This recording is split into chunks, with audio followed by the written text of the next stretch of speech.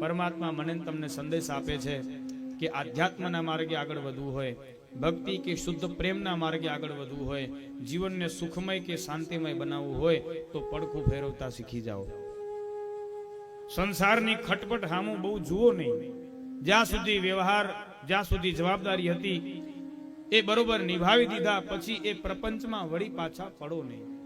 અમુક સમય થાય, અમુક ઉંમર થાય એટલે પછી મનુષ્ય પડખું ફેરવી લેવું જોઈએ. દ્રષ્ટિ છે એ દ્રષ્ટિ બદલાવી લેવી જોઈએ. સંસારમાં જ્યાં મનુષ્યની દ્રષ્ટિ છે, સંસારના સુખોને મેન તમે જ્યાં પ્રાધાન્ય આપી દીધું છે, એ પ્રાધાન્યતા તરફથી મનુષ્ય દ્રષ્ટિ બદલે એવો સંદેશ ભગવાને અંગ પરિવર્તન કરીને આપ્યો છે. ભગવાને લાત મારી બળદગાડું તોડી નાખ્યું. આ બળદગાડામાં રસો ભરેલા છે. ભગવાન મને તમને ઉપદેશ આપે છે કે સંસારના રસોમાં ક્યાંય આનંદ નથી, ક્યાંય સુખ નથી.